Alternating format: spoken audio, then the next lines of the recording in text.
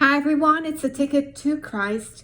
Thank you for tuning back in. We are in a new series. We're being alert and just really preparing for the holiday season that's coming up.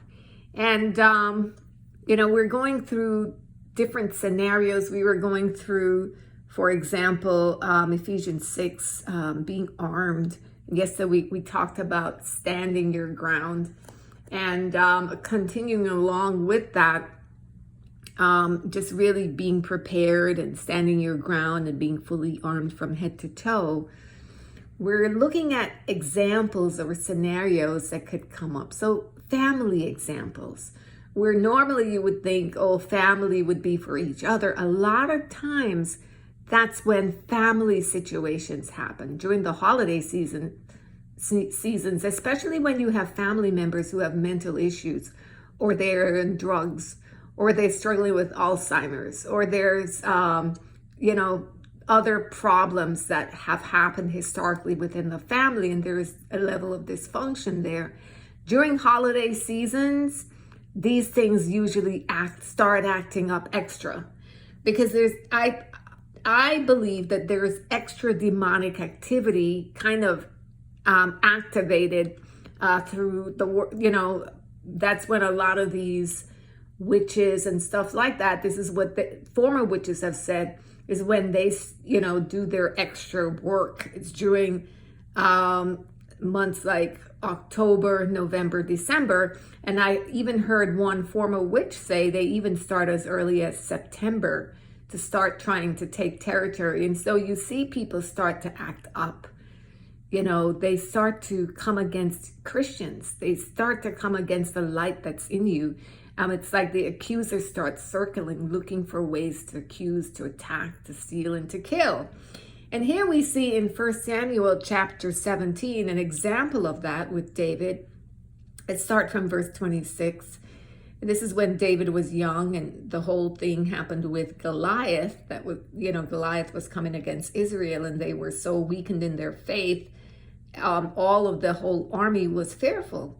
It says, and David spoke to the men that stood by him, saying, what shall be done to the man that killeth this Philistine, and taketh away the reproach from Israel? For who is this uncircumcised Philistine, that he should defy the armies of the living God? And the people answered him after this manner, saying, so shall it be done to the man that killeth him. And Eliab, his eldest brother, heard when he spake unto the men, and Eliab's anger was kindled against David. And he said, why camest thou down hither? And with whom hast thou left those few sheep in the wilderness? I know thy pride and the naughtiness of thine heart, for thou art come down that thou might see the battle. And David said, what have I now done? Is there not a cause? And he turned from him toward another, and spake after the same manner. And the people answered him again after the former manner. And then, of course, Saul sends for David. And David, if you skip down to verse 40, he armed himself in the manner that he was accustomed to fighting. The Philistine, of course, is very, very arrogant and was cursing David by his gods. And then David said in verse 45, David said to the Philistine, thou comest to me with a sword and with a spear and with a shield, but I come to thee in the name of the Lord of hosts, the God of the armies of Israel, whom thou hast defied. This day will the Lord deliver thee into mine hand, and I will smite thee and take thine head from thee, and I will give the carcass of the host of the Philistines this day unto the fowls of the air and to the wild beasts of the earth, that all the earth may know that there is a God in Israel. And all this assembly shall know that the Lord saveth not with sword and spear, for the battle is the Lord's, and he will give you into our hands. Amen. And so you see, we can pause there. You know the rest. Of course, David slew the Goliath.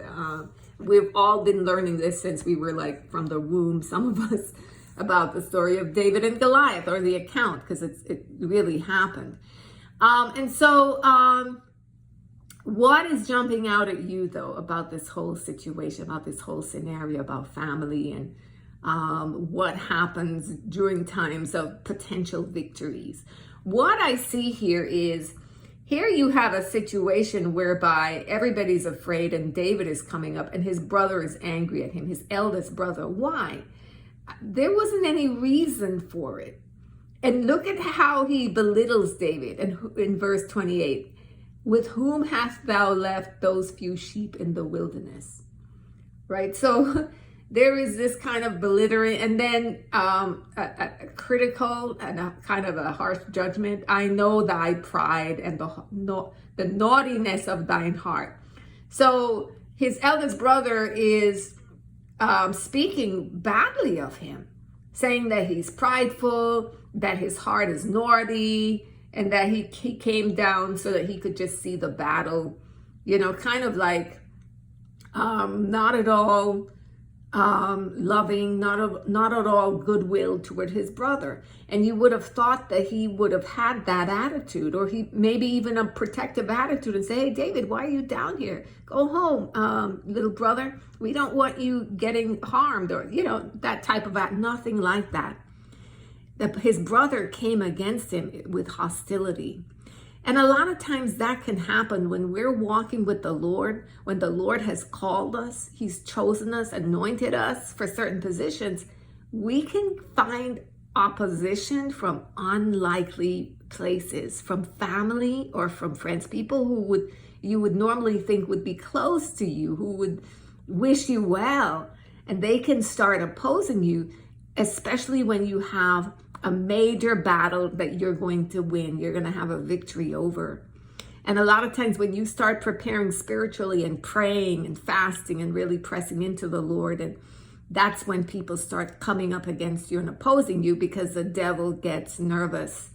The devil doesn't want to, he doesn't want to stop. Because imagine that David, if Eliab was successful with speaking negatively to David and putting him down, and David left and went home, nothing would have happened.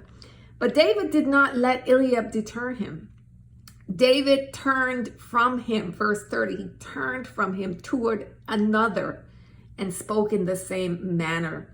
And the people answered him again after the former matter, which is like they explained what happened, right? And so that, I think, is a good thing to do when people are coming against you, opposing you in the Lord, is turn from them. Turn from what they're saying. Don't turn to it. Don't take it to heart. Turn from them and turn to the Lord. And we see that David had an incredible, incredible victory, as we read from verses 45 to 47. And I love how it ends up here in verse 47. It says that, first of all, David is declaring what's going to happen. He tells him, no, I'm going to win. This is how I'm going to win, because the battle is the Lord's, and you've come against the God of the armies of Israel. That's who you're defying. You're defying the Most High God. You're coming against God with blasphemy, and you're going to be, well, he didn't say with blasphemy, but he said you're coming against God. And he said that God is not impressed with the sword and the spear. It's his battle. Because David came against this man with a slingshot and 5 smooth stones, which he only used one, right? He knew that first stone he could not miss, right? He wouldn't get another chance to sling a second one. And so it wasn't even about his skill and ability. It was about God, the God who was behind that stone that he threw. And it did not miss. Right. And so, you can even read into this, I think, symbolically, Jesus being the rock that slew that giant, the first David declared it by faith. And so a lot of times that's what we have to do as well. Just really affirm what we believe, affirm it through the word. Don't let yourself be discouraged. I know sometimes it can be tempting to get upset. You had your 5 minutes of venting. Let it go. Say, okay, Lord, I am not going to stay there. I'm turning to you. I'm going to continue to believe. I'm going to continue to persevere. I know there's going to come a victory, right?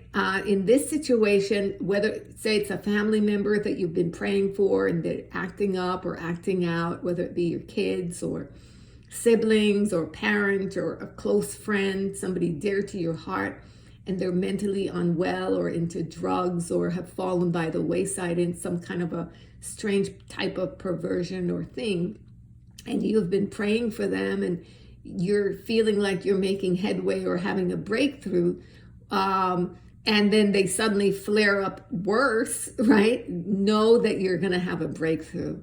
And keep persevering in the Lord. Seek the Lord, ask for wisdom, ask him to guide you, but don't back down, right? Yesterday we looked at in Ephesians 6:13, stand your ground. Don't run from the devil, right? He is the one who's to flee from you. So beloved, that is it from me today. The takeaway being just being spiritually prepared in family situations, being alert so that when turmoil happens, when things start going awry and there's confusion or dysfunction, that you are able to be clear-headed, alert, and calm, and to be able to handle the thing with wisdom and in spirit. Beloved, that is it from me today. We'll pick up again tomorrow. Have a great day.